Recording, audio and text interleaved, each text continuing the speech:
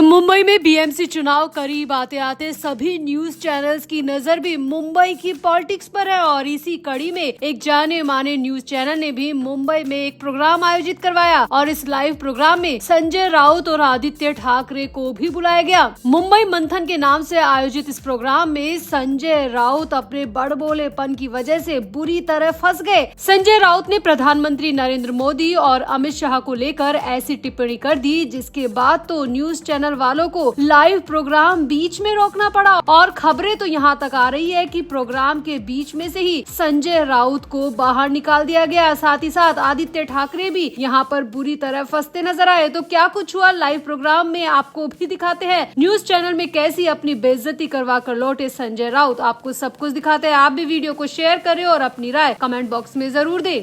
तो संजय राउत अपने बड़बोलेपन की वजह से कई बार फंस चुके हैं, कई बार अपमानित हो चुके हैं और कई बार मीडिया और लोगों के निशाने पर भी आ चुके हैं। कई दफा तो ऐसा भी हो चुका है कि खुद उद्धव ठाकरे भी संजय राउत के इस बड़बोलेपन की वजह से परेशान हो चुके हैं और कई बार ये भी हो चुका है कि संजय राउत को मीडिया के सामने जाने से ही रोक दिया गया क्योंकि संजय राउत बोलते बोलते अपनी जुबान पर काबू नहीं रख पाते। और अब एक बार फिर से ऐसा ही हुआ है जहाँ पर न्यूज चैनल के लाइव प्रोग्राम में संजय राउत ने ऐसी टिप्पणी कर दी जिसके बाद तो लाइव प्रोग्राम को बीच में रोका गया। जी हाँ, न्यूज चैनल के लाइव प्रोग्राम को बीच में रोका गया। संजय राउत को वार्निंग दी गई, टोका गया, लेकिन संजय राउत नहीं माने तो संजय राउत को आधे शो में से ही बाहर निकाल दिया गया। दरअसल बीएमसी चुनाव जैसे जैसे नजदीक आ रहे हैं तो सभी न्यूज चैनल्स की नजर मुंबई की पॉलिटिक्स पर है। सभी न्यूज चैनल्स टीआरपी के लिए मुंबई के नेताओं को अपने प्रोग्राम में बुला रहे हैं और एक जाने माने न्यूज चैनल ने तो मुंबई मंथन नाम से एक प्रोग्राम भी आयोजित किया जिसमें विपक्षी नेता के तौर पर संजय राउत और आदित्य ठाकरे को इनवाइट किया गया। संजय राउत और आदित्य ठाकरे को पूरे प्रोग्राम के लिए इनवाइट किया गया था, यानी कि पूरे सेशन में संजय राउत और आदित्य ठाकरे को वहां पर रहना था।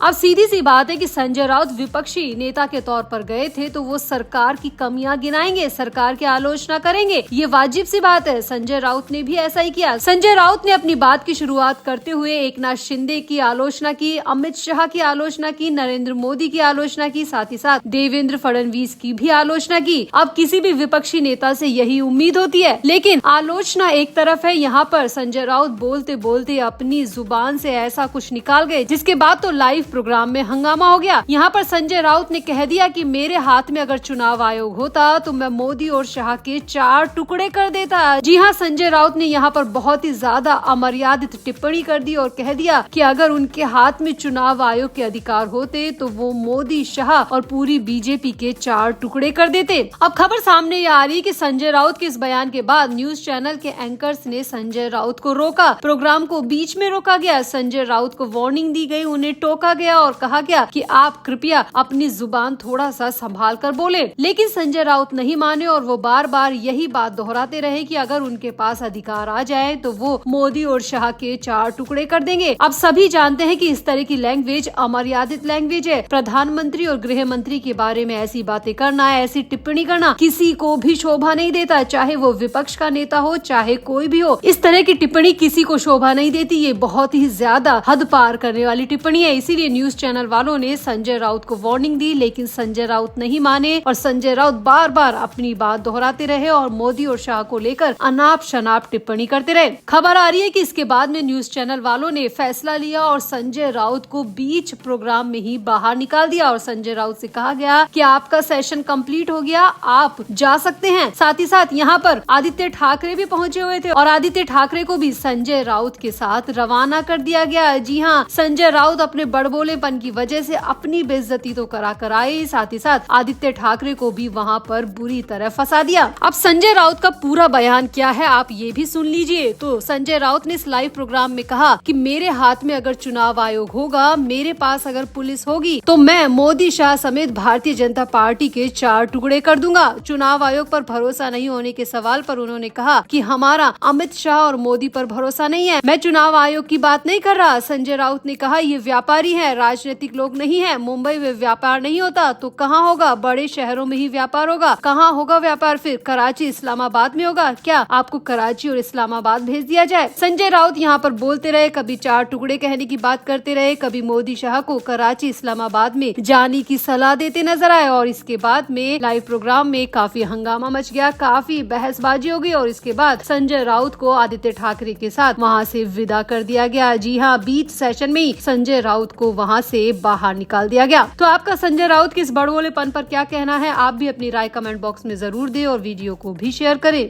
तो राज ठाकरे के लिए उद्धव ठाकरे के साथ गठबंधन के बाद मुश्किलें बढ़ती नजर आ रही है। मनसे को एक के बाद एक झटके लग रहे हैं। करीबी नेता संतोष धूरी के इस्तीफे के बाद अब अंधेरी ईस्ट विधानसभा तो ऐसा इलाका है जहां पर बड़ी संख्या में सामूहिक इस्तीफे हुए हैं। मनसे के सैकड़ों पदाधिकारी और कार्यकर्ता शिवसेना शिंदे गुट में शामिल हो गए। इससे इलाके में मनसे की राजनीतिक पकड़ बिल्कुल कमजोर पड़ चुकी है, क्योंकि यहाँ पर अब कोई नेता ही नहीं बचा। राज ठाकरे का नाम लेने वाला कोई नेता ही अंधेरी ईस्ट इलाके में बचा नहीं है। संतोष धूरी के बीजेपी में शामिल होने के बाद में सैकड़ों की संख्या में पदाधिकारियों और कार्यकर्ताओं ने भी एक झटके में राज ठाकरे की पार्टी से इस्तीफा दे दिया। अंधेरी ईस्ट विधानसभा क्षेत्र में हुई इस बड़ी राजनीतिक हलचल से राज ठाकरे की पार्टी के अंदर का माहौल बहुत ज्यादा गर्म हो चुका है। सामने आ रहा है कि सैकड़ों की संख्या में मनसे के पदाधिकारी और कार्यकर्ता औपचारिक रूप से शिवसेना शिंदे गुट में शामिल हो गए। तस्वीरें डाली जा रही है, वीडियो शेयर किए जा रहे हैं और सामने ये आ रहा है कि अंधेरी ईस्ट के विधायक मुर्जी पटेल की मौजूदगी में इन सभी ने शिवसेना का दामन थाम लिया और इस सब की वीडियो और फोटो सोशल मीडिया पर जमकर शेयर किए जा रहे हैं। यहाँ पर आपको बता दें, इस्तीफों की शुरुआत संतोष धूरी के इस्तीफे के साथ हुई। संतोष धूरी ने राज ठाकरे की पार्टी को छोड़कर बीजेपी का दामन थाम लिया और कई आरोप राज ठाकरे पर और उद्धव ठाकरे के साथ गठबंधन पर लगाए। बीजेपी में शामिल होने के बाद संतोष धूरी ने एमएनएस छोड़ने का चौंकाने वाला खुलासा किया और कहा कि राज ठाकरे ने अपनी पार्टी को पूरी तरह से त्याग दिया है, सब कुछ उद्धव ठाकरे के हवाले कर दिया है। उद्धव ठाकरे के आगे राज ठाकरे ने सरेंडर कर दिया है। इसी वजह से अब न हमारी इज्जत बची है, न मान बचा है, न ही हमारी कोई पहचान बची है। इसीलिए ऐसी पार्टी में अब रहने का कोई फायदा नहीं है। संतोष धूरी ने कहा कि मैं साल 2006 से राज ठाकरे के साथ हूँ, यानी कि मुझे राज ठाकरे के साथ काम करते हुए पूरे 2 दशक हो चुके हैं, लेकिन अब मैं राज ठाकरे के साथ 1 मिनट भी नहीं रह सकता, क्योंकि राज ठाकरे ने उद्धव ठाकरे के साथ जो समझौता किया है वो हमारी मान मर्यादा के खिलाफ है। संतोष धूरी ने यहाँ पर यह भी दावा किया कि मैं ही नहीं बल्कि करीबी नेता संदीप देशपांडे भी